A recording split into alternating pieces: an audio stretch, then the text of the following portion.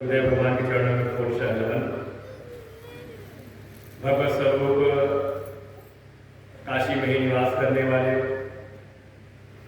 गोविंद मठ के परमाचार्य विद्वद्वरेण्य श्रोत्रिय ब्रह्मनिष्ठ परम श्रद्धेय परम आदरणीय स्वामी श्री दयानंद जी महाराज के चरणों में कोटि नमन।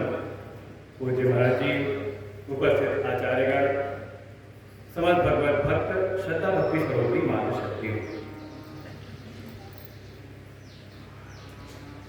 महापुरुषों ने अपने अनुभवों से, शास्त्र की बातों के द्वारा एक बात का तो निष्कर्ष दे ही दिया कि जो जीवन है वो किसी श्रेष्ठ लक्ष्य के लिए हमें प्राप्त हुआ है, और अगर श्रेष्ठ लक्ष्य की प्राप्ति करनी है तो साधन भी कोई श्रेष्ठ होगा। कोई निम्न साधनों के द्वारा उच्च पद की प्राप्ति नहीं कर सकता। और यही तात्पर्य है श्रीमद् भगवत गीता का भी। जैसा कि पूज्य महाराज जी ने भी संकेत किया, श्रीमद् भगवत गीता में 3 विभाग के महापुरुषों ने प्रारंभ के 6 अध्याय कर्मयोग, मध्य के 6 अध्याय भक्ति योग और विश्राम के 6 अध्याय ज्ञान योग। देखो, कर्म भक्ति ज्ञान तो हम सब कर ही रहे हैं, लेकिन जहां पहुंचना चाहिए, जहां ये साधन आपको पहुंचा सकते हैं, शायद वहां अभी हम पहुंच नहीं पा रहे। तो कारण क्या है?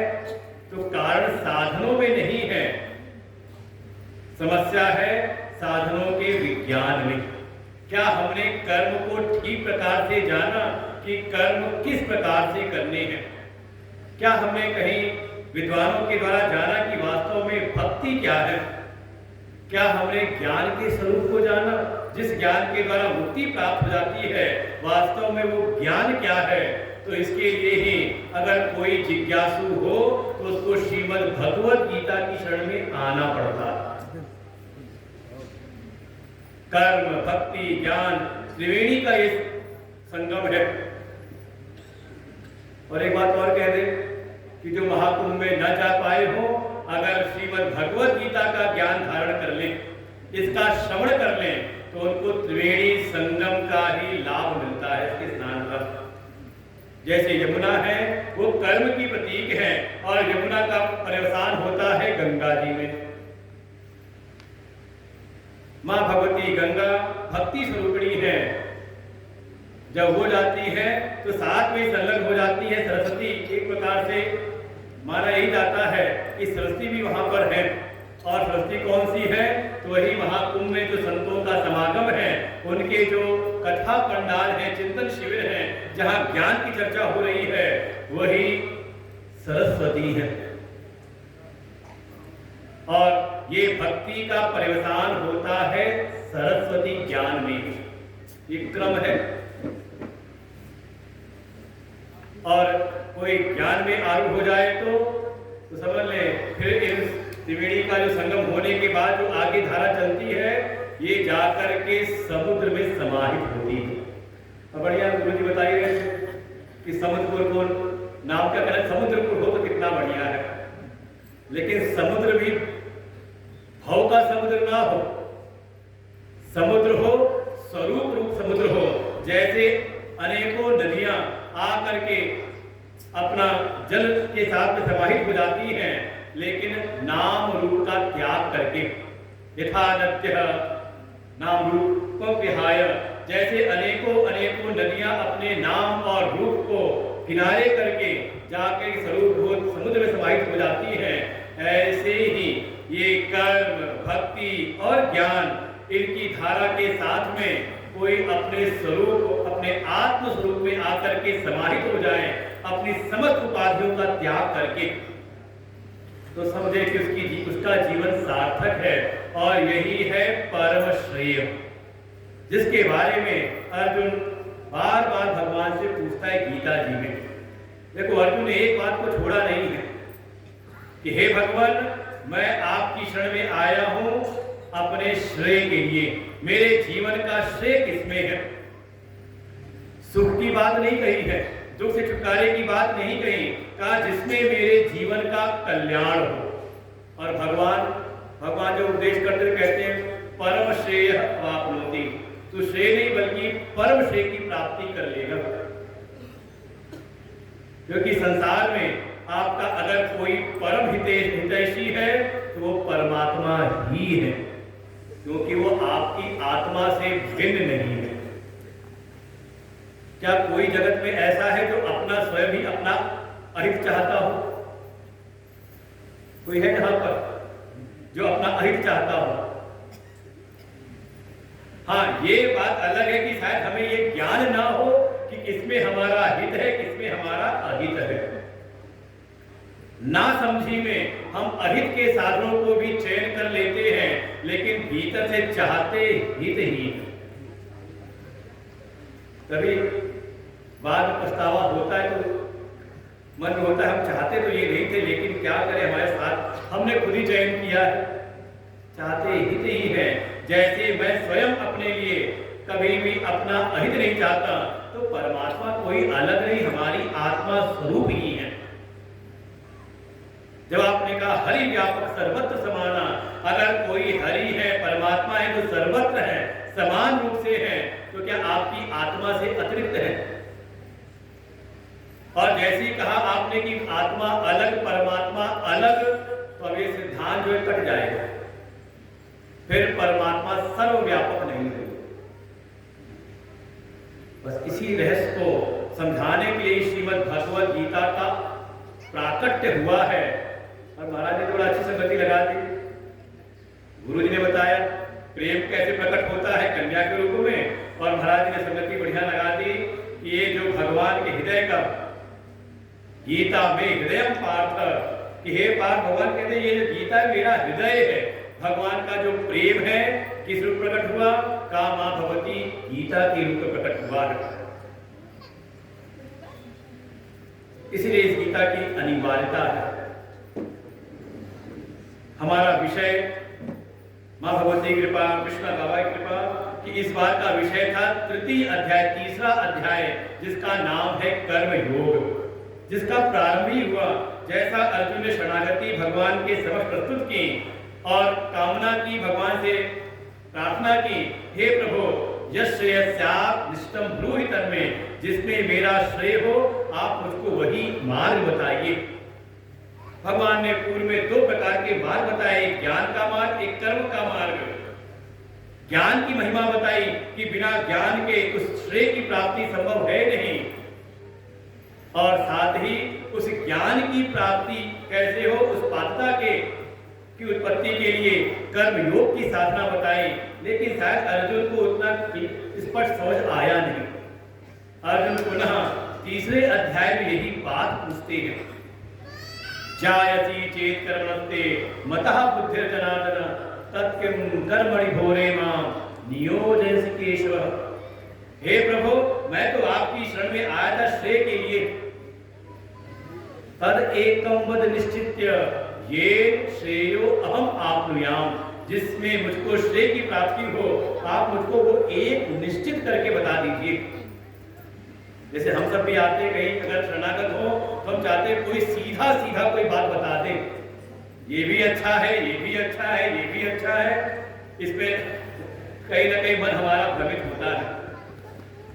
अर्जुन पुनः कहते, हे प्रभु, जब आप ज्ञान की बात को श्रेष्ठ बता रहे हैं, ज्ञान की श्रेष्ठता का प्रतिपादन कर रहे हैं, तो बार बार मुझको कर्म के लिए क्यों प्रेरित करते हैं?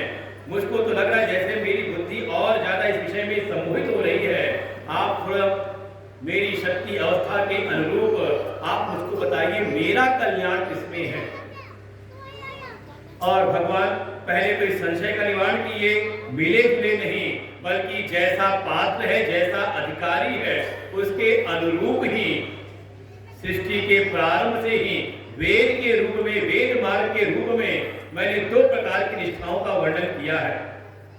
कोई वेद विज्ञानवान है, उसके लिए ज्ञान निष्ठा, और किसी की अभी कर्मों में आसक्ति है तो उसके लिए ज्ञान योग की निष्ठा। और फिर जो अर्जुन के मन में संदेह था कि मुझको कर्म में क्यों लगाते हैं, भगवान कहते हैं उसका कर्म की अनिवार्यता का भगवान ने प्रतिपादन किया। कर्म की अनिवार्यता के साथ साथ स्पष्ट कर दिया कर्म ज्यायो ही अकर्मण, जो सूत्र स्थापित किया था कर्मयोग का द्वितीय अध्याय में, उसी को यहाँ पुष्ट करते हैं। माते संगः तो अकर्मणि, कर्म ज्यायो ही अकर्मण, कर्म की अनिवार्यता को बताते हैं और साथ ही कर्म भी करे तो कर्म योग की रीति से, और कर्म योग के सिद्धांत का भगवान ने प्रतिपादन किया। नाम दिया यज्ञार्थ कर्म करे, त्याग की वृत्ति से संयुक्त होकर के अपने व्यष्टि संकल्पों का समष्टि के संकल्पों में विलय करे, अपने निज स्वार्थ के लिए जीवन न जिए। कोई जो अपने केवल अपने स्वार्थ तक जो सीमित रहता है, वास्तव में वो पशुत्व की ओर अपनी गति कर रहा है। मानव से अगर देवत्व की प्राप्ति करनी है तो उपाय एक ही है, त्याग के साथ जीवन जिए, जीवन में त्याग का स्वर हो। भगवान कर्म योग का, और उसके लिए दो चीज पक्की कर दी, एक तो भीतर की शुद्धि भी हो, इसलिए जो संयमन का क्षेत्र है वो है अपनी ज्ञान की इंद्रियां, भीतर जो जा रहा है उसका अपना विवेक करे हर प्रकार से। एक संकेत महाराज ने किया, आहार शुद्ध और सत्य शुद्धि। कम से कम एक बात ये निश्चित हो जाए कि जो चीज अगर हम भगवान के भक्त हो कि नहीं, पहले बताओ भगवान के भक्त हो कि नहीं, कौन कौन नहीं है भगवान का भक्त? यहाँ हाथ खड़ा कर, मतलब सब भक्त हो भगवान के। तो जो वस्तु जो भाव हम भगवान को बाहर अर्पण नहीं कर सकते, तो भीतर भगवान है कि नहीं? भीतर कौन है? अस प्रभु हृदय अथत अविकारी हृदय से अर्जुन तिष्ठति, भगवान गीता में भी कहेंगे वही अनेकों। तो भीतर है कि नहीं भगवान? तो जो वस्तु जो द्रव्य जो भाव आप बाहर परमात्मा को अर्पण नहीं कर सकते, तो भीतर लेकर के क्यों जा रहे हैं? समझे, आपका जीवन भक्ति हो सकता है, भक्तिमय हो सकता है, केवल समझ को ठीक करने की आवश्यकता है। भक्ति कोई वो नहीं कि हम जाके केवल मंदिर में करें। मैंने कई बार कहा, कल भी आया था प्रसंग, नित्यम अतुल तिष्ठन्ति, भगवान कहते हैं अगर कोई भक्ति भी करे तो नित्य का वो हो। तेषाम सततयुक्तानां भजताम प्रीति पूर्वकम, कोई मुझसे प्रीति करे, प्रीति पूर्वक मेरा भजन करे। तो बच्चों को पीछे कर दो, कोई बच्चों पीछे ले जाओ, ये तो पढ़ के मैं लेता हूँ आज कर, आज जाना भी मेरे को चुपचाप बैठ कर जहाँ जगह मिल जाए तो सबको पढ़ के ले जाओ, बाबा बनाओ कर, जिसको इसको बाबा बनना हो तो बात करेगा फिर आपस में।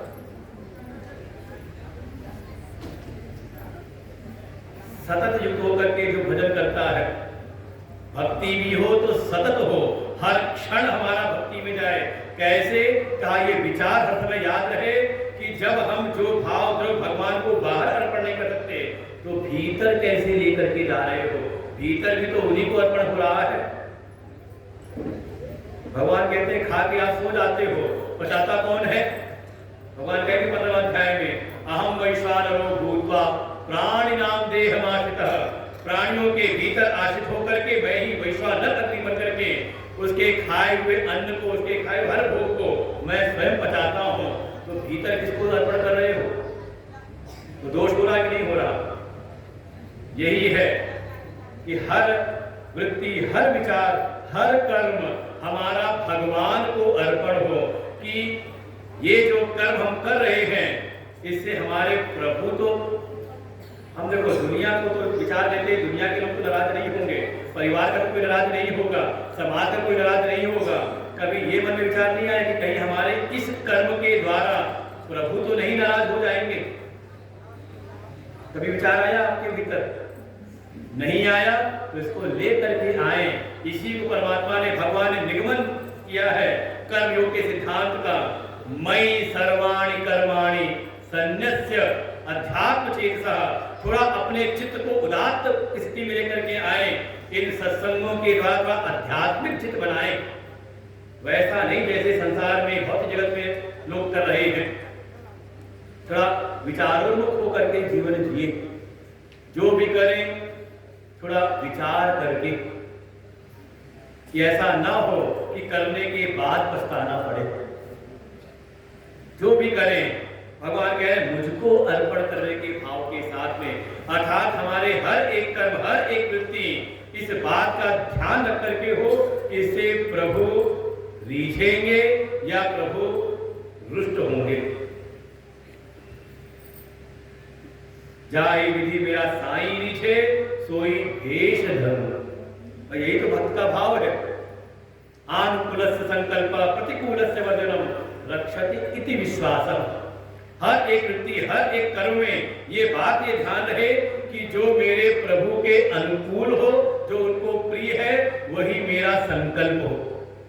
अपने संकल्पों की सिद्धि भगवान से नहीं करानी है। मैं कई बार कह चुका, 2 4 दिन नहीं आया, इसमें कोई बड़प्पन नहीं है कि देखो प्रभु हमारे सारे संकल्पों को पूरा करते हैं, संभावना ही नहीं है।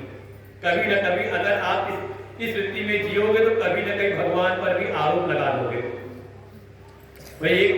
भाई आपको अनुभव होगा, आप किसी के 10 काम करो, एक काम आप ना कर पाओ तो नाराज हो जाता है। तो ऐसे ही प्रभु ने आपके 9 कार्य किए, एक कार्य नहीं किया तो आप नाराज होगे कि नहीं होगे? ये स्वाभाविक स्थिति है। महिमा तब है कि जो प्रभु का संकल्प है वो हमारा संकल्प हो, और जो प्रभु को प्रिय नहीं, जो उनके प्रतिकूल है, वैसा संकल्प ही ना आए मन के भीतर। इसमें है समर्पण, इसका नाम है भक्ति। वास्तव में भक्त ही पूर्ण से कर्म योगी हो सकता है। और ऐसा करते हुए ये विश्वास है कि इसी मेरी रक्षा है। रक्षति की विश्वास, वास्तव में रक्षा करने वाले तो प्रभु है। ऐसा भगवान ने अपने कर्म योग की स्थापना की 3रे अध्याय में, मयि सर्वाणि कर्माणि संन्यस्य अध्यात्म चेतसा।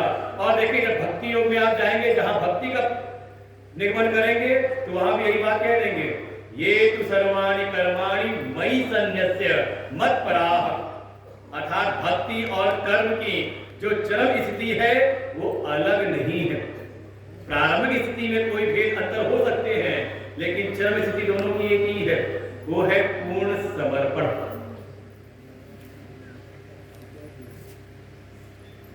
अच्छा, ये जो बातें आपने 6 दिन सुनी, भले लगता हो कि हम कर नहीं सकते, लेकिन सुनने में अच्छी लगी कि नहीं? 6 दिन सुना तो अच्छा लगा कि नहीं? यही के लोग केवल 8-10 लोग सिर हिला रहे कि हाँ लग रहा है, पीछे से आवाज आ रही अच्छा लग, जबकि इन्होंने सुना ही नहीं। इन्होंने तभी 10 मिनट का सुना, अभी 10 मिनट। और जो 6 दिन सुना सबने, अच्छा नहीं लगा? जोर से बोलो कि हाँ या नहीं। अच्छा लगा। अच्छा लगा तो एक बार जोर से हर हर महादेव। अब लगा कि अच्छा लगा है। भगवान कह देते हैं, अगर इस कर्म योग का कोई ये मे मतमिदम नित्यम अनुतिष्ठन्ति मे मतम मानवा, अगर मनुष्यों में कोई मेरे इस मत का अनुष्ठान करे, उसका तो कल्याण है ही। लेकिन अगर इसको श्रद्धा से युक्त होकर के इसमें किसी प्रकार की कोई दो दृष्टि ना करें, अगर सुनने में भी जिसको रुचि आ रही है कि हाँ बात तो ये सही है, हम भी अपने जीवन को परिवर्तित करेंगे, अभी परिवर्तन हुआ नहीं, लेकिन अगर इस मार्ग में एक बार मन को लग गया कि नहीं हमें भी इसमें दाखिला लेना है, तो मैंने एक दिन कहा था, अभी मेडिकल की पढ़ाई पढ़ी नहीं, लेकिन मेडिकल कॉलेज में भर्ती हुआ तो लोग कहते डॉक्टर साहब, इंजीनियरिंग कॉलेज भर्ती हो जाए तो कहते इंजीनियर साहब, कहते कि नहीं? तो वैसे ही भगवान कह रहे हैं, अगर इसमें कोई दोष भावना ना हो, इसके प्रति श्रद्धा भी हो जाए कि हमें भी इसको अपने जीवन में धारण करना है, इस सिद्धांत, इस कर्म योग के प्रति अगर श्रद्धा उत्पन्न हो जाए तो ते अपि मुच्यन्ते कर्म भी, वे भी इस कर्म के बंधनों से मुक्त हो सकते हैं। और वहीं कोई इसमें अगर दोष दृष्टि करे, इसके सिद्धांतों को ना समझे, इसमें दोष दृष्टि करे, और जब दोष दृष्टि है तो इसका अनुष्ठान ना करें, तो चाहे कितना बड़ा भी ज्ञानी, चाहे रावण ही क्यों ना हो, नाम आया तुमने फिर नाम ले लिया, रावण ही क्यों ना हो, उसको समझ लें विद्धि नष्टान चेतसा, ऐसा जो व्यक्ति है उसको नष्ट हुआ ही जाने। भगवान समझ गए कि ये कर्मयोग की बात सुनने में तो अच्छी लग रही है, लेकिन इतनी जल्दी धारण नहीं होगी, इसमें कुछ विघ्न भी है, इसलिए धैर्य पूर्वक। तो स्वयं ही भगवान विघ्न को जान करके अगली बात कहते हैं, सदृशं चेष्टते स्वस्याः, 33वां श्लोक, जिनके बाद गीता को खोल लें। श्री भगवानुवाच सदृशं चेष्टते स्वस्याः प्रकृते ज्ञानवानपि प्रकृतिं यान्ति भूतानि निग्रह किं करिष्यति इन्द्रियस्येन्द्रियस्यार्थे रागदेशौ व्यवस्थितौ तयोर्नवशमागच्छेत् तौ यस्य परिपन्थिनो श्रेयान् स्वधर्मो विगुणः परधर्मासनुष्ठिता स्वधर्मे निधनं श्रेयः परधर्मो भयावह। अगर सुनने में अच्छा लग रहा है, श्रद्धा भी हमारी है, तो थोड़ा धैर्य रखो, ये तुरंत नहीं होगा। भगवान कह रहे हैं ज्ञानवान अपि, जो इस दुनिया में इस जगत में ज्ञानी है, विद्वान हो गए हैं, वे भी स्वस्याः प्रकृते सदृशं चेष्टते, जो इस जगत में जो ज्ञानी है वे भी अपने पूर्व की जो कर्म है उससे निर्मित जो प्रकृति है उसके अनुसार ही चेष्टा करते हैं। मन में आए इतनी अच्छी बात है तो सब भगवान की बात को क्यों नहीं स्वीकार कर लेते। कल कहा था संशय मन में एक संभावना है, ये भगवान के द्वारा स्थापित मत है तो हम तो उनको देख करके ही आचरण करते हैं, और जो उन्होंने कह दिया स्थापित कर दिया तो क्यों नहीं। तो कहा कारण है ये भीतर की जो हमारी प्रकृति है, ये प्रकृति माया प्रधान वाली प्रकृति नहीं, गुण वाली नहीं, जो हमारे पूर्व के आचरण के द्वारा जो हमारे स्वभाव का निर्माण हुआ है वो भी काफी अच्छा। मान लो कोई विलायत का, लंदन का कोई अगर ज्ञानी हो जाए तो प्रवचन कैसे करेगा, किस भाषा में करेगा, होता जैसा उसने सीख रखा है, अंग्रेजी उसकी बढ़िया व्याख्यान होगा, दक्षिण वाला होगा तो अपनी भाषा में करेगा, और शायद बोलने के तरीके में भी कहीं न कहीं हमारी जो प्रवृत्ति है वो स्वभाव के अनुसार ही होती है। तो जब ज्ञानियों की जब चेष्टाएं अपनी प्रकृति के अनुसार है तो फिर जो संसार में मूढ़ हैं उनकी फिर क्या बात कहना। सबकी जो प्रकृति है, जो स्वभाव है, प्रकृति में यान्ति भूतानि, वो प्रकृति ही उनको उनकी गति करा रही है, इसमें किसी का अनुशासन क्या करेगा। इसलिए महात्मा लोगों का चित्त बड़ा शांत रहता है। देखो घर में जो क्या है, चित्त की शांति क्या है, हम समझाते हैं बार बार और जो सामने वाला नहीं सुनता तो मन के भीतर कहीं ना कहीं विक्षेप होता है। महात्मा लोग यही श्लोक याद रखते हैं कि कहा अपना जो कर्तव्य, अपना जो कार्य है करो, सामने वाले को समझाओ 1 बार 2 बार 3 बार, और न समझे तो उसके प्रारब्ध पर छोड़ दो, उसका स्वभाव कुछ बना हुआ है कुछ उसके ऊपर भी छोड़ दो, क्योंकि जो 3 बार में नहीं समझेगा तो 30 बार में भी नहीं समझेगा। और इसके लिए प्रमाण भी है, स्वयं भगवान शिव को उपदेश कर रहे मां सती जी को, और उनके हृदय में, उनके चित्त में कहा उपदेश ग्रहण हुआ नहीं, और जाकर के परीक्षा लेते स्वभाव का छोड़ दिया भगवान ने। इसलिए इसमें किसी का कोई अनुशासन कार्य नहीं करता। थोड़ी जो पूर्व की निर्मित जो प्रकृति स्वभाव है उसके अनुसार ही प्रवृत्ति चलती है, ये सहज बात है। तो फिर ये उपदेश सार्थक कैसे है का उपदेश और जो धर्म ग्रंथ है, और देखिए केवल अपनी प्रकृति स्वभाव ही नहीं, ये जो हमारे जो कार्यकरण संघात है इंद्रिय आदि, इनकी भी स्वाभाविक प्रवृत्ति होती है। कैसे कहा? राग द्वेष के अनुसार। आगे कह दिया इंद्रियस्य अर्थे राग द्वेषो व्यवस्थितौ। ये जो इंद्रियां हैं और इंद्रियों के जो विषय हैं इसमें राग और द्वेष स्वभावतः ही व्यवस्थित है। भाई आंख खुले तो दिखेगा तो है ही ना, कान खुला है तो सुनाई तो देगा ही ना। तो ये सत्संग धर्मशास्त्र किस लिए है? ये यही समझाने के लिए है कि जो आपकी स्वाभाविक प्रवृत्ति बनी हुई है उस पर थोड़ा आप नियंत्रण रखो। अच्छा, पेड़ का एक स्वभाव है अपने आप बढ़ते रहना, लेकिन उसको सुंदर दिखाई देना दिखाना है तो क्या करते? कटाई छटाई करते कि नहीं? बच्चे का एक अपना एक स्वभाव है, उसको बढ़ने के स्वभाव के अनुसार, लेकिन क्या किया हम उसको शिक्षा के द्वारा अनुशासित करते भेजते हैं विद्यालय, है कि नहीं?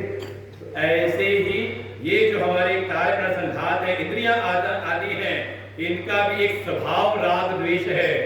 तयोर्न वशम आगच्छेत, हम उसके वश में ना, स्वभाव के प्रवश होकर के जीवन न जिए, क्योंकि ये राग द्वेष ही साधक के मार्ग के क्या कहेंगे स्पीड ब्रेकर है। स्पीड ब्रेकर भी नहीं कहेंगे, बोलेगा के छोड़ देता है। परिपंथी न हो, मार्ग के लुटेरे हैं जो आपकी साधना की पूंजी को नष्ट भ्रष्ट कर देते हैं। इसलिए परम आवश्यकता है इन राग द्वेष के ऊपर वश करने के, इसको अपने वश में करने के लिए ही भगवान विषय उठाते हैं स्वधर्म का। बहुत प्रसिद्ध श्लोक है, स्वधर्मे निधनम श्रेय परधर्मो भयावह। जीव को अपने स्वधर्म का निश्चय करना चाहिए।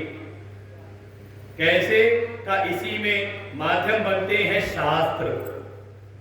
हमारी शास्त्रीय पहचान क्या है, अपने स्व का निर्धारण करें, और इसी में कहते हैं हमारी सामाजिक जिम्मेदारी क्या है।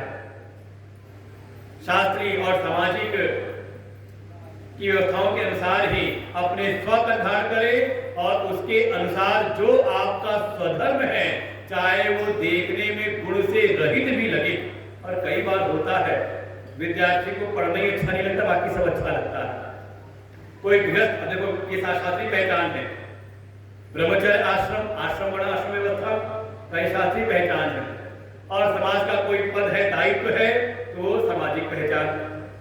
हमें अपना ही जो स्वधर्म है अच्छा नहीं लगता। गृहस्थ वाले को वो कई बार होता है, बाबाओं की मौत देख करके कहते हैं महाराज जी आप लोग का जीवन बढ़िया है। पूज्य महाराज जी के निकटतम कोई हो, अब उनकी बात ना याद करें तो एक बार पूज्य महाराज श्री परम श्रद्धेय परमादरणीय स्वामी श्री अखंडानंद जी महाराज जी के पास कुछ भगत लोग गए अपने बेटे के विवाह का निमंत्रण लेकर, भगवान आइएगा कुछ आशीर्वाद दीजिएगा हमारे वधू को। उन्होंने देखा, कहा नहीं मुझको मत लेकर के जाओ, ये शादी विवाह में जाना ठीक नहीं है, वहां बड़ा रजोगुण सा माहौल रहता है। उन्होंने कहा नहीं आप आइए, आप आएंगे तो बड़ा अच्छा रहेगा। कहा नहीं, मान लो वहां मैं गया और वर वधू को देखा, वहां पर एक रजोगुण का माहौल वहां बना हुआ है। सात्विक माहौल तो वहां रहता नहीं शादी विवाह में, सब अपने अपने रस्मों में रम रहे हैं। कहीं वहां गया और मेरे मन के भीतर कोई रजोगुणी संस्कार आ गया कि कहां आके संन्यास में फंस गए, घर गृहस्थी में चले जाते कितना अच्छा रहता। समझे, अरे प्रभु आप तो सिद्ध महापुरुष हैं, आप में ये सब कहां से आ सकता है? आप तो ये तीनों गुणों से अतीत हो चुके हैं। त्रिगुणातीत की अवस्था में हैं, पर वो ऐसी बात ना करिए। आप तो सिद्ध महापुरुष हैं, आप में ऐसा तो होने की संभावना ही नहीं है, आप आइए कैसे भी। तो महाराज ने फिर दूसरा उत्तर दिया, कहा अच्छा मुझ में संभावना नहीं है, लेकिन मान लो मैं गया वर वधू को, जो एक दिन का राजा होता है,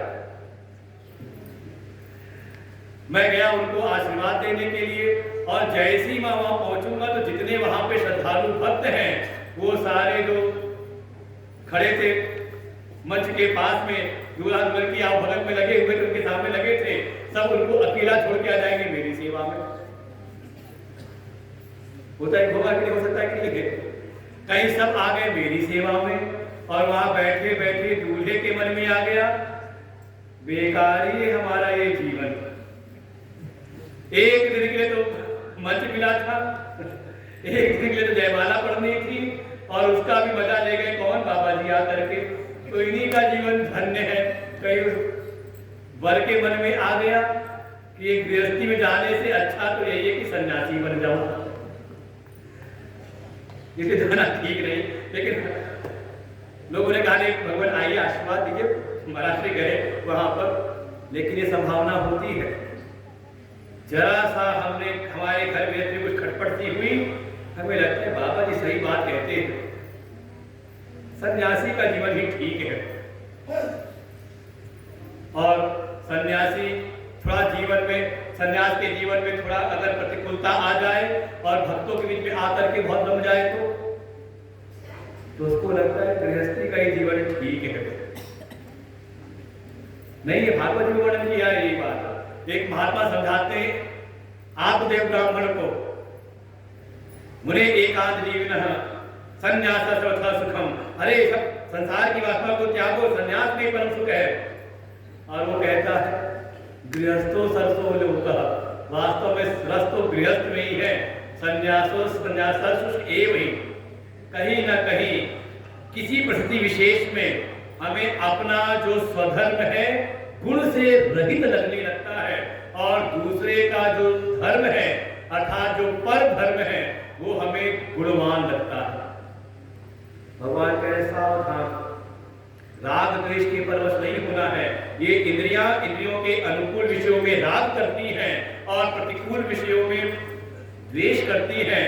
राग द्वेष के परवश होकर के नहीं, बल्कि शास्त्र आधार पर और सामाजिक प्रतिष्ठा के आधार पर अपने स्वधर्म का निश्चय करके, चाहे वो गुण से रहित क्यों ना हो, स्वधर्मे निधनम श्रेयः, स्वधर्म में ही स्थित रह करके जीवन जीना यही श्रेय का कारक बनता है। परधर्मो भयावह, परधर्म तो अंततः भय देने वाला ही है। इसलिए जिस सीढ़ी पर खड़े हैं पहले उसको हम मजबूत करें, दूसरे की व्यवस्था को देख करके न हो जाए, और इसी आधार पर एक बात का और विचार करें। जब कहा स्व का निर्धारण, वास्तव में स्व मैं हूं कौन, जो हमारी वास्तविक पहचान है अपना आत्म स्वरूप, ये भी ध्यान रहे कि जिस भी आप स्वधर्म का निर्धारण कर रहे हैं ये आपको आपके वास्तविक स्व की ओर गति करा रहा कि नहीं करा रहा, आपकी गति तृप्ति संतुष्टि आत्मा की ओर उन्मुख कर रहा कि नहीं कर रहा।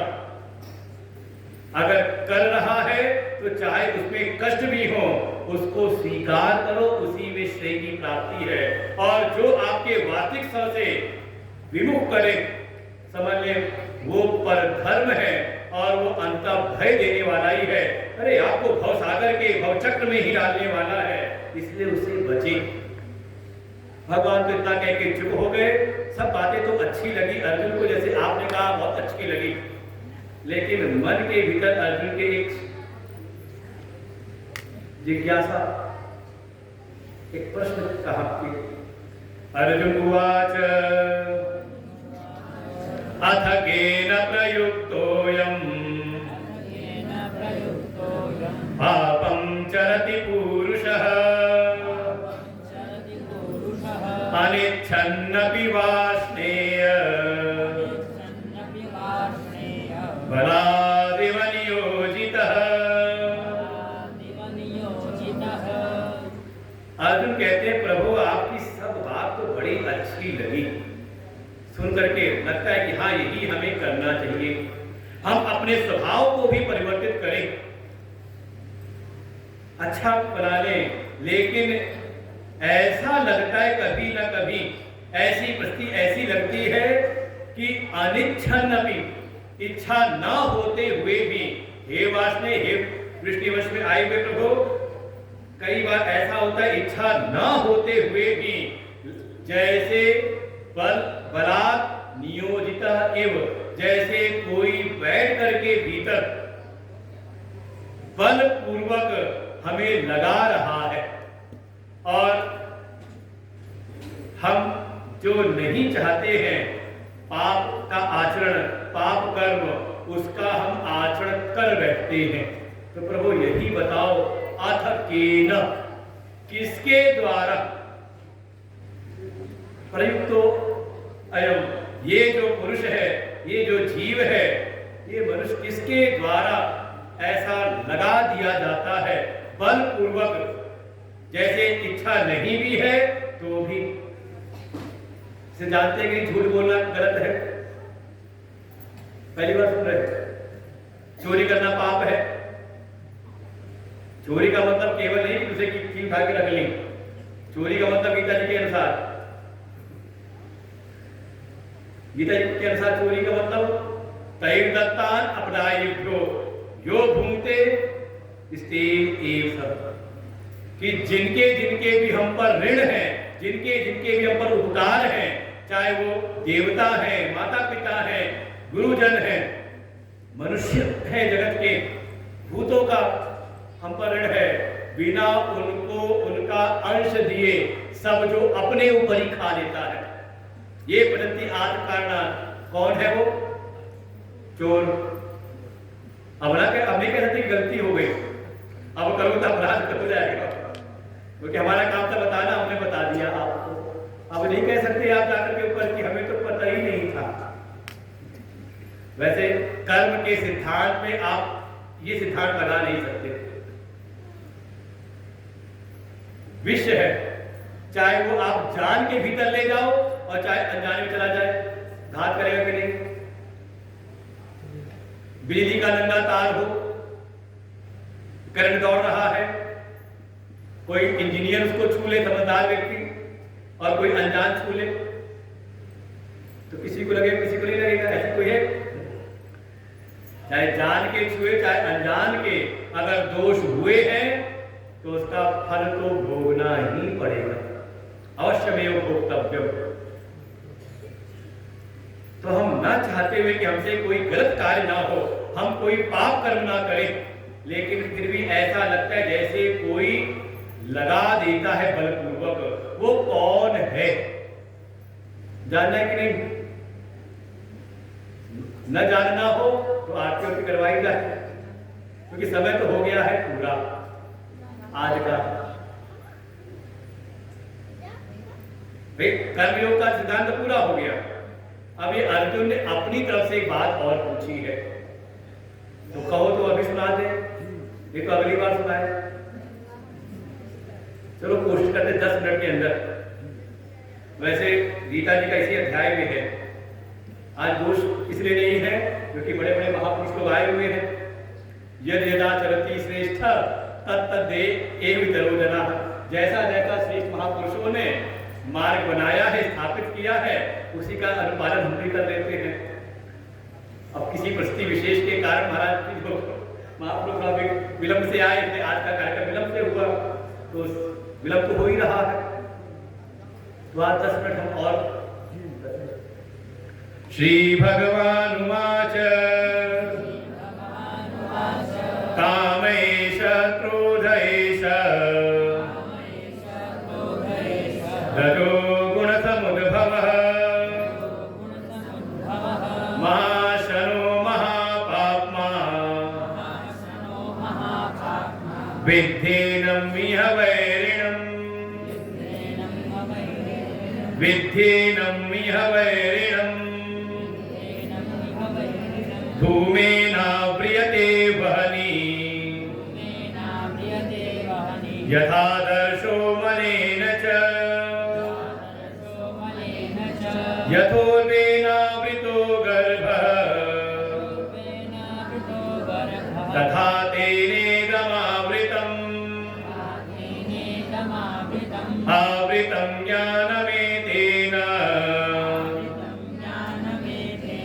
ज्ञानिनो नित्यवैरिणा कामरूपेण कौन्तेय दुष्पूरेणानलेन च।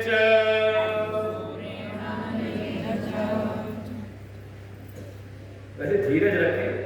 वैसे घर जाके क्या करना है? खाना है, सो जाना है। और आप तो की व्यवस्था भी कर रखी है भंडारे की, है कि नहीं?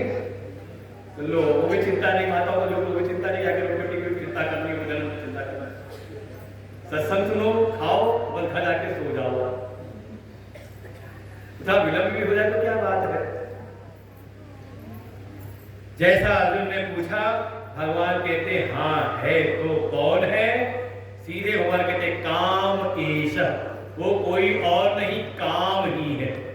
ये जो भीतर कामनाएं हैं वास्तव में ये ही आपको लगा देती है।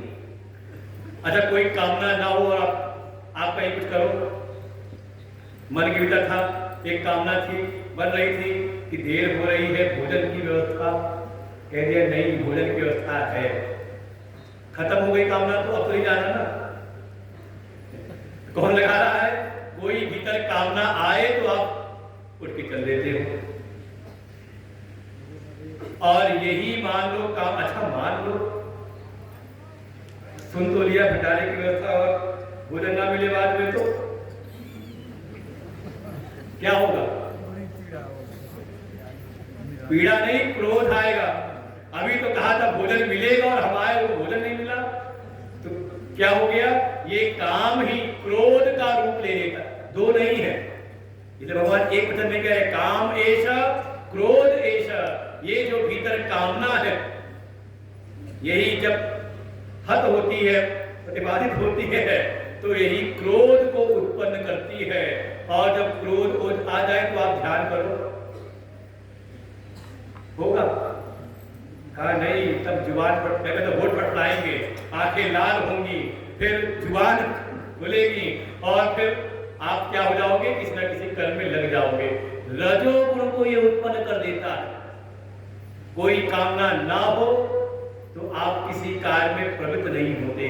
काम ऐसा क्रोध ऐसा रजोगुण समुद्भव, ये रजोगुण को उत्पन्न कर देती है कामना और फिर आप कर्म में लग जाते हैं।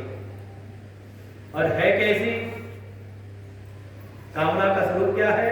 का महाशनो, ये बहुत खाने वाली है, सुसा के मुख के जैसे है। महाशनो महापापा, बहुत ये खाने वाली है, किसी की कामना तृप्त नहीं होती। एक कामना पूरी होती, चार नहीं खड़ी कर देती। और यही साक्षात पाप स्वरूप है, क्योंकि कामना ही आपको पाप के मार्ग में लगाती है। अच्छा, कामना कोई ना हो और पाप करो, झूठ बोला तो, या तो लोभ में कुछ पाने की इच्छा में, या तो जान बचाने की इच्छा में। यही तो है लोभ या वैसे कारण है, इच्छा है तभी तो कहा, यही साक्षात पाप स्वरूप है। इसलिए एह विद्धि एनम विद्धि वैरिणम, इस लोक में इसी को अपना वैरी जानो। पड़ोसी दुश्मन नहीं है, कोई और दुश्मन नहीं है। ये भीतर की जो कामनाएं हैं वास्तव में इस संसार में यही साधक की सबसे बड़ी दुश्मन है। इसको ही जानो। करती क्या है? ये तो दुश्मन है, करता क्या है? तो हम बताया कैसे, किस प्रकार से करता है और क्या करता है, ये भी समझा दिया। क्या करता है? तो महाराज ने कहा था 3 दोष में, मद, विक्षेप और तीसरा था आवरण। ये जो कामना है ये आवरण डाल देती है। किस पर? आवृतम ज्ञानम एतेन, इसके द्वारा जो हमारे भीतर का ज्ञान है, विज्ञान है, विवेक है, का ये कामना उसको ढक देती है। कैसे ढकती है? धूमें आप्रियते बहनी, जैसे अग्नि से उत्पन्न हुआ धुआं अग्नि को ढक देता है। यथा आदर्शो मनेन च, जैसे दर्पण है, कुछ दिन आप उसकी सफाई ना करो तो उसको एक परत, मल की, धूल की परत उसको ढक देती है। और तीसरा यथोल्बे आवृतो गर्भ, जिस प्रकार से जो गर्भ है उसको वो जेल से ढका रहता है। ऐसे ही तेन इदम आवृतम तेन ज्ञानम आवृतम, वो हमारे भीतर के विवेक विज्ञान को ये ढक देता है। वो कैसी कामना है? सतगुणी कामना भी आवरण डालती है, रजोगुणी कामना वो भी आवरण डालती है, और तमोगुणी कामना हो तो अब देखो कैसी कामना है। हमारे कई बार समाज सेवी लोग होते हैं ना, सोचते सबका उद्धार कर दे, और हमारे रमेश जी का क्या कहा जाए, वो चाहे घर द्वार सबके सब ज्ञानी हो जाए। प्रयास करते रहो लेकिन धैर्य हो। अगर कामना ऐसी है जैसे अग्नि को आवृत कर देता है धुआं, तो देखो अग्नि अगर ढकी धुएं से, तो आपने उसमें फूंक मारी और अग्नि प्रकट हो गई। अगर कामना इस प्रकार की है, बहुत ज्यादा चित्त कामनाओं से ग्रस्त नहीं है, तो शायद एक सत्संग सुने, संत का सानिध्य हो और आपकी कामनाएं का वो धुआं छट जाएगा। लेकिन कामना थोड़ी ज्यादा प्रगाढ़ है, तो फिर अब जैसे शीश दर्पण के ऊपर धूल की परत, आप फूंक मारो तो एक परत तो उड़ती है, लेकिन पूरी तरह साफ नहीं होता। तो क्या करना है का उसके लिए फिर आपको कपड़ा उठा करके उसको रगड़ना पड़ेगा, है कि नहीं? अगर कामना अगर सात्विक है तो एक सत्संग की फूंक से ही वो समझ लो सीधे एक बार सुना, जैसे अर्जुन है, मैंने कहा था सूखी लकड़ी तुरंत अग्नि पकड़ती है। एक सत्संग सुना और वो ज्ञान में निष्ठ, जैसे अर्जुन ने सुनने के बाद कुछ किया नहीं, सुन करके उसको स्वरूप का बोध हुआ। लेकिन वही संजय भी तो है, उन्होंने भी सुना, सुनने के बाद उनको एक हृदय में हर्ष हुआ, राजन संस्कृत्य कि बढ़िया ये भगवान का जो ज्ञान है सुनने को प्राप्त हुआ। हृदय में एक हर्ष हो रहा है, एक आनंद की अनुभूति हो रही है, जैसे आपके भीतर हो रही हो। संभावना हो सकती है, अच्छा ना हो रही तो चले जाते, सुनने में अच्छा लग रहा है कि नहीं? कभी बैठे हो, कभी 7 दिन से आ रहे हो, रोज एक दिन सुना तो अगले दिन आ गए, टाइम से पहले ही आ गए, और इतनी संख्या में। सही बताए, श्रीमद् भगवत गीता अनुभवी होंगे, ये गीता उपनिषद आजकल शहरों की विद्या रह गई है।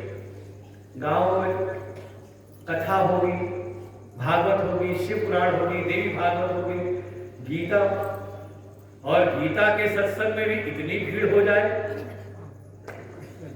ताली बजा लो अपने लिए।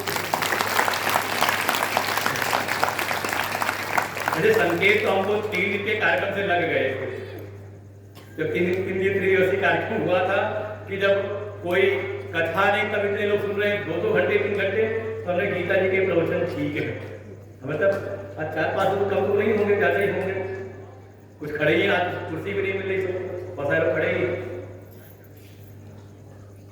कहा कामना अगर थोड़ी ज्यादा गहराई से बैठी हुई है तो उसको कहा रजोगुणी कामना, और ऐसी कामना है तो केवल सत्संग से नहीं, उसको फिर थोड़ा सेवा में आना पड़ेगा, कर्म योग की साधना करनी पड़ेगी, और उस कर्म योग के द्वारा जब अंतःकरण की मलिनता शुद्ध होगी तो सर एक ही फूंक में, एक ही सत्संग में उसको अपने स्वरूप की अनुभूति हो जाएगी। लेकिन कामना अगर बिल्कुल गहराई से बैठी है, तब बिल्कुल स्थूल पे बैठ गई है, तो कहा उसमें केवल सत्संग नहीं, केवल सेवा ही नहीं, कर्म योग की साधना ही नहीं, बल्कि उसमें आपको धैर्य रखना पड़ेगा, थोड़ा प्रतीक्षा करनी पड़ेगी। जैसे इसे तीसरा आवरण बताया कैसा है, जैसे जेल में ढका हुआ गर्भ शिशु, आप चाह लो कि आज निकाल लो बाहर, संभव नहीं है, आपको समय की प्रतीक्षा करनी पड़ेगी। इसको ऐसे ही समझें जैसे कपड़े में जैसा मैल है वैसी आपको उसकी धुलाई करनी पड़ती है। आपने अपने ऊपर डाला और उतार दिया, शायद आप पानी में निकाल के कर दो तो शुद्ध मान लिया जाएगा, लेकिन थोड़ा घूम करके आ गए तो इसमें धूल मिट्टी लग गई, तो आपको अब उसको सर्फ में डाल के थोड़ा रगड़ना पड़ेगा, तब साफ होगा। और मान लो कपड़े में कोई गहरा दाग लग गया तो अब आप सोचो कि आज ही रगड़ रगड़ के इसको अच्छा होली के लगे होंगे, मानो किसी के नए कपड़े में लग गए हो, तैयारी से ना निकला हो, अब कोई रंग लग गया और कपड़ापन पसंद है और वो आज लग जाए कि आज ही इसको रगड़ के बिल्कुल साफ चमका देंगे, तो समझदार व्यक्ति अगर देखेगा तो यही कहेगा धीरे धीरे निकलेगा, एक ही दिन में नहीं जाएगा। ज्यादा जोर लगा दो कपड़ा फट जाएगा, शायद रंग ना निकले। क्या है, धीरे धीरे धुलते धुलते दाग हल्का होके निकल जाएगा, है कि नहीं ऐसा? वैसे ही चित्त में कैसा मन है, कैसा आवरण है, किस प्रकार की कामना है, वैसे ही साधन धुएं के समान है। तो सत्संग की एक फूंक दर्पण पे धूल की पत्ती के समान है, तो थोड़ा सेवा में लगना पड़ेगा, थोड़ी उपासना करनी पड़ेगी। और अगर गर्भ जैसे ढका है जेल से, तब साधना करते हुए समय की प्रतीक्षा करनी पड़ेगी। लेकिन ढकता किसको है? आवृतम ज्ञानमेतेन, ये ज्ञान को ढक लेता है। हमारे भीतर जो हमारा विवेक है, विज्ञान है, हमारे अनुभव उसको ढक देता है, आवृत कर देता है। इसलिए भगवान अब और इसको रिफाइन कर रहे हैं। अभी कहा था इसको इस लोक में कामना को ही वैरी जानो। भगवान कहते हैं ये वैरी भी किसका है? का ज्ञानिनो नित्य वैरिणः, जो थोड़ा विद्वान है, समझदार है, उनके लिए तो ये तो समझ लो नित्य वैरी है, रोज ध्यान रखना पड़ेगा। का ज्ञानी के लिए क्यों, मूढ़ के लिए क्यों? का मूढ़ को तो लगता है अरे कामनाएं ना हो तो जीवन कैसा है, वो तो परिणाम आने के बाद पछताता है। लेकिन ज्ञानी के लिए तो नित्य वैरी के समान है, इसलिए नित्य निरंतर सजगता की आवश्यकता है। और प्रकट होता है काम रूप से, जो भीतर ये काम है, शत्रु जो है, ये इच्छा का रूप बना करके प्रकट होता है। हे कौन्तेय दुष्पूरेण अनलेन च, जैसे अग्नि को शांत करना हो, आप गाते जाओ, कितना भी गाते जाओ, अग्नि कभी तृप्त नहीं होती, सबको भस्म करती रहती है। ऐसे ही कहा ये जो इच्छा रूपी काम है, कहा ये जल्दी शांत नहीं होता। आप इसमें जितनी इच्छाओं को पूर्ति के साथ लगाते जाओ, तो बिल्कुल वैसी जैसे कोई अग्नि को घी डाल के बुझाना चाहे, शांत जल्दी एक कामना का पेट भरता नहीं। तो ये ही हमारा सबसे पक्का वैरी है। किसके लिए? कहा साधक के लिए, जो इस ज्ञान के मार्ग में जो विद्वान है, जो समझदार है, उसके लिए नित्य वैरी है। तो मिटाना है कि नहीं दुश्मन को? अगर जान लिया दुश्मन कौन है, पड़ोसी हो तो तुरंत डंडा लेके खड़े हो जाओगे लड़ने के लिए। जब जान लिया कि शत्रु कौन है, तो मिटाने का मन है कि नहीं?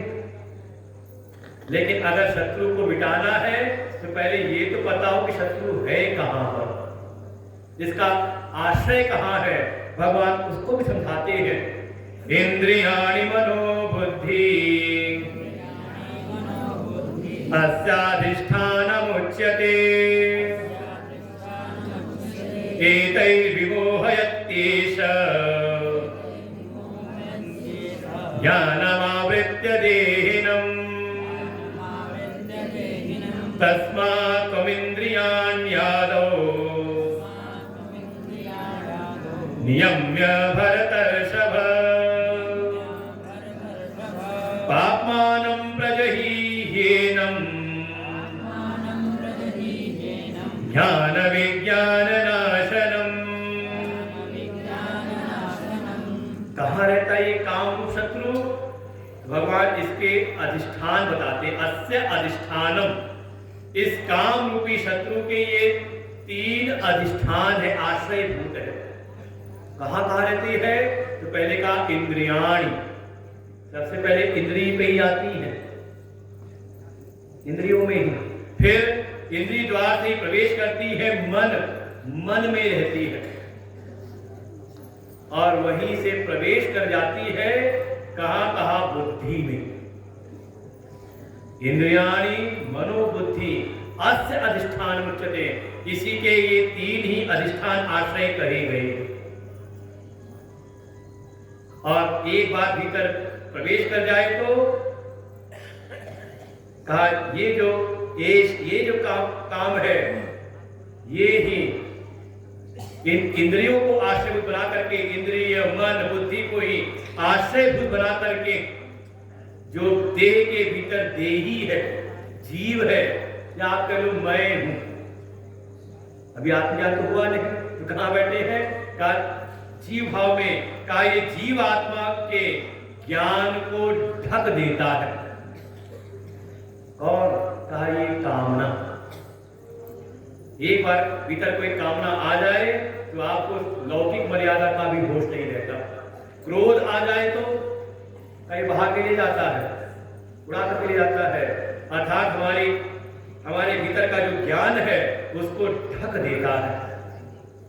इसलिए क्या करें? तो भगवान अब साधन बताते हैं, क्या करें?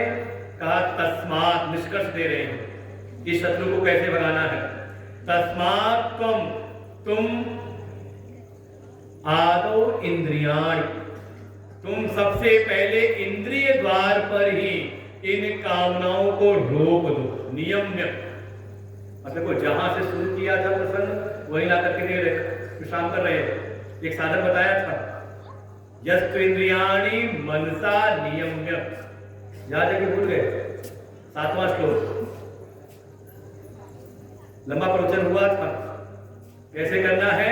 पहले सत्संग के द्वारा मन को संस्कारित करें और ऐसे संस्कारित मन के द्वारा इंद्रियों को अपने वश में रखें।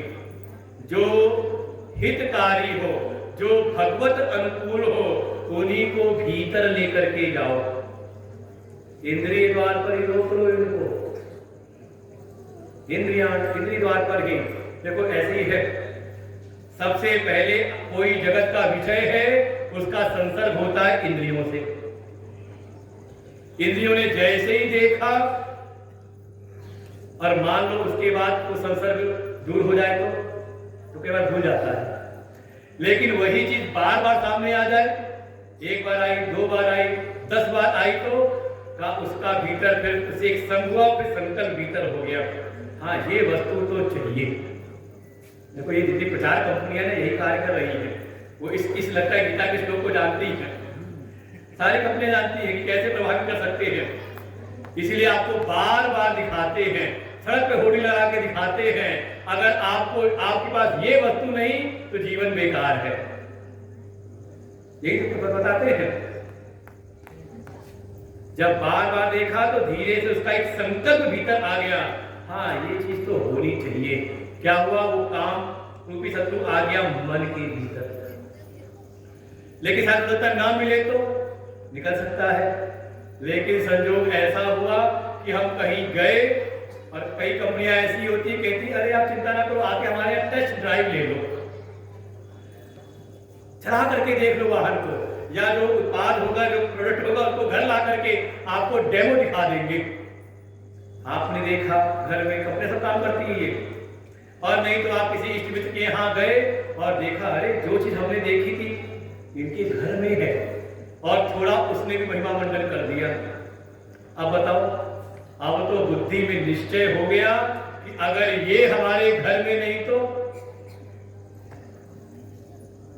कहा जीवन ठीक चलेगा नहीं, ये तो हमारे घर में कहां पहुंच गई? कहा बुद्धि के भीतर।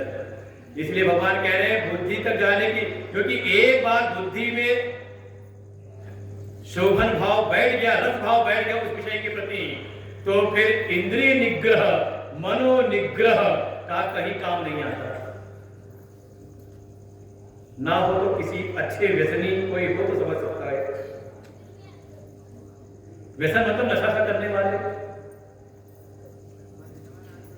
एक बार उसकी रस बुद्धि बन गई तो चाहे कोई मना करे, कितना भी करे, जल्दी वो फिर छूटता नहीं। और लत लगाने वाले यही काम करते हैं, पहले अपने पैसे से पिलाएंगे आप कि हम तो मरेंगे, हम तो डूबेंगे, तुमको भी साथ लेंगे, है कि नहीं?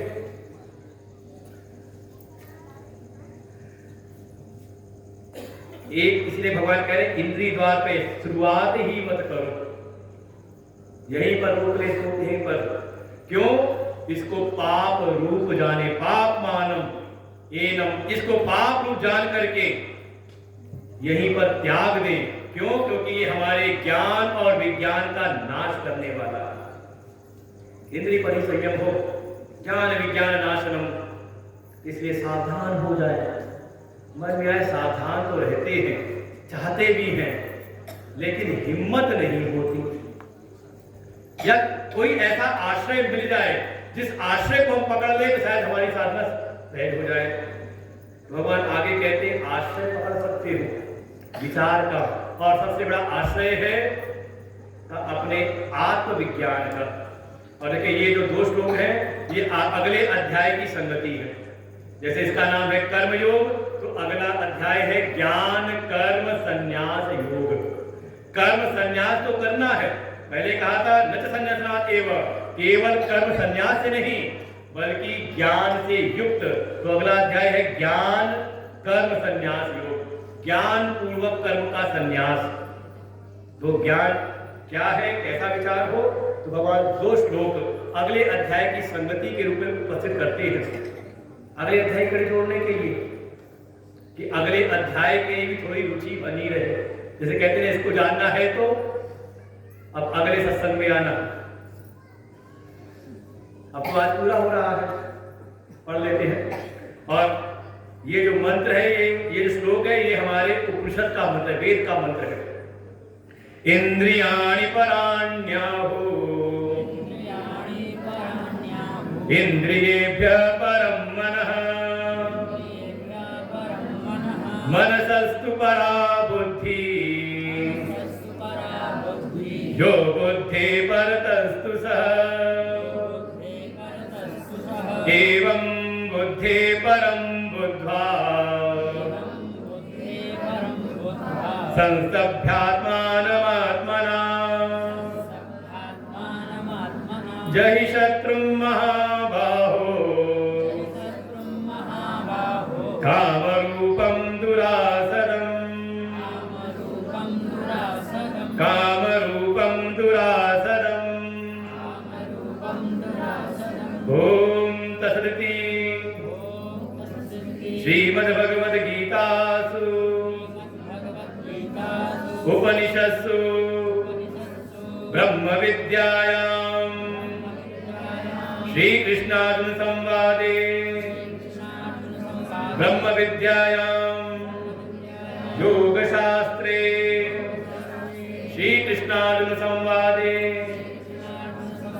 कर्मयोगो नाम तृतीयोऽध्यायः। भगवान ने एक विचार दिया कैसे इस काम रूपी शत्रु को हम इंद्रिय द्वार पर ही रोक लें। विचार पहला ही बैठानी है। और विचार क्या है? भगवान कह रहे थोड़ा विवेक को जगाओ। जो बाहर के विषय हैं, जो भी स्थूल पदार्थ है, यहां तक कि अपना ये स्थूल शरीर, इससे भी जो हमारी इंद्रियां हैं ये श्रेष्ठ है, सूक्ष्म है, अंतरतम है और इससे श्रेष्ठ है। शरीर में कहीं हानि हो जाए, इंद्रियां ठीक है तो जीवन नहीं चलता है, और कोई इंद्रिय भंग हो जाए तो भाई कई बार कहते हैं खाओ पियो मौज करो। ये तो कहते हैं किसके लिए? वहां दृष्टि बनी है देह दृष्टि। भगवान कह रहे बहुत स्थूल दृष्टि बना के ना रखो, विचार करो देह से भी आपकी इंद्रियां श्रेष्ठ हैं। अगर कोई ऐसा भोग भीतर गया, शरीर को तो पुष्टि मिली लेकिन इंद्रियों में दोष आ गया तो कई बार शरीर तो आपका ठीक रहता है लेकिन अंगम गलितम दशम विहीनम दातम कुंडम, आप विचार करके रखना का इंद्रियां श्रेष्ठ है, इसलिए इंद्रियों की रक्षा के लिए। फिर इंद्रियेभ्य परम मनः का इंद्रियों से भी पर है, श्रेष्ठ है मन। जो भी भोग लेकर के जा रहे हो उसका प्रभाव आपके मन पर क्या पड़ रहा है, तो उसका भी विचार करें। इंद्रियों को तो अच्छा लगा लेकिन उससे अगर हमारा मन दूषित हुआ तो कहा नहीं, उससे भी श्रेष्ठ है मन। फिर मन शस्त्र परा बुद्धि, कहा मन से भी पर है, श्रेष्ठ है, अंतरतम है, कहा बुद्धि। का उसका विचार करते हुए वही लेके जाए जिससे बुद्धि का ज्ञान बढ़े, मूर्खता हमारी ना बढ़े, बुद्धि का आश्रय लेकर के। और फिर यो बुद्धे परतस्तु सह, जो बुद्धि से भी पर है उसका आश्रय लो। क्या है? का बुद्धि का भी साक्षी आत्मा, मैं। अच्छा, बुद्धि में बात समझ में आ रही है, नहीं समझ में आ रही है? ये जान के कहते हो या बिना जाने कहते हो? भाई जो बातें समझ में आ गई कैसे जाना? कोई है ना बुद्धि का भी साक्षी? या कुछ आज समझ में नहीं आया? आज तो एक ही बात समझ में आ रही है कि जल्दी सत्संग पूरा हो तो भंडारा शुरू हो। तो आप इसको जान रहे कि नहीं जान रहे? कौन जान रहा है? तो ये कह रहे हैं जो बुद्धि पर तत्सरा, जो बुद्धि का भी साक्षी है, एवं इस प्रकार जो बुद्धि से भी पर अपना आत्मा है, उस आत्मा को उससे भी श्रेष्ठ जान करके उस आत्मा के लिए आत्मोन्मुखी होकर के आत्मना अपने अंतःकरण को संयमित करके अंतःकरण को संस्कारित करें, शुद्ध अंतःकरण के द्वारा कहा समाधि को प्राप्त करें, समाधित होकर के अपनी आत्मा में ही आत्मा अपनी आत्मा में ही समाधित होकर के कहा जही शत्रु महाबाहो, हे महाबाहो, महाबाहो मतलब पुरुषार्थी बनो, भगवान के भरोसे मत जियो। भगवान तो है ही, लेकिन भगवान के सहारा उनका बनते हैं जो अपना सहारा स्वयं बनने को तैयार है। और अभी आगे भगवान कहेंगे उद्धरेत आत्मात्मानम, अपना उद्धार करने वाले स्वयं बनो। इस प्रकार से उस आत्मा का आश्रय लेकर के आत्मोन्मुखी हो करके कि वास्तव में ये परम लक्ष्य है, परम श्रेय की प्राप्ति करने जीवन का परम मेरा कर्तव्य है। इस ज्ञान को, इस विचार को आश्रय बना करके ये जितनी भी कामनाएं हैं, ये शत्रु रूप हैं, इनका त्याग कर दो। आसान नहीं है, काम रूपम दुरासदम, अत्यंत ही दुष्कर है, कठिन है, इसलिए सजगता भी ज्यादा चाहिए। हाँ, ये नहीं कि कहीं चले गए घूम के चले आए हो जाएगा। अगर आपको परम से अपने जीवन का परम कल्याण करना है तो भगवान की कृपा यही है कि आपको ये मनुष्य का जीवन मिला। आप ज्ञानियों की नगरी ज्ञानपीठ काशी में आपका जन्म हुआ। बाबा विश्वनाथ है, गंगा जी है, सिद्धों की भूमि है, यहाँ पर आए और उसमें भी ऐसी कृपा कि आपको घर बैठे बैठे गीता का सत्संग सुनने को मिल जाए। यही भगवान भगवत कृपा है, यही संत कृपा है कि आपको रास्ता पता हो रहा है रास्ते का। ये केवल आपको रास्ता बताने में है, लेकिन प्रयास स्वयं करना पड़ेगा। थोड़ा अपनी सांसारिक कामनाओं पर विजय प्राप्त करें, कामनाओं के अनुसार ना बहे, बल्कि जो हमें आत्मोन्मुखी कराएं, हमें जो भगवतोन्मुखी कराएं, उन कामनाओं को ही जीवन में धारण करें, जो हमें अपने आत्म से अलग ले जाएं, भगवत स्वरूप से अलग कर दें, उनसे थोड़ा बचें। वही वास्तव में हमारे परम शत्रु है। उनको शत्रु जाने, ये दुनिया में कोई आपका कुछ बिगाड़ नहीं सकता। कौन बिगाड़ सकता है? अगर कामना भीतर आ गई, इच्छा। और यही कर्म योग का मूल सिद्धांत है कि जीवन में कर्म तो हो, लेकिन वो कामना से प्रेरित ना हो, हमारी निज कामना के लिए ना हो, बल्कि अपनी निज कामना को, अपने स्वार्थ को हम समष्टि के कार्य में भगवत संकल्पों के लिए विलय कर दें। यही है कर्मयोग। भगवत संकल्पों को अपना संकल्प बनाएं, अपने संकल्पों को पूरा कराने न चले जाए भगवान के पास में। ये बहुत साधारण सा जीवन है। उत्कृष्ट जीवन तो यही है कि अपने संकल्पों का भगवत संकल्पों में विलय करें। इसी का नाम है कर्मयोग।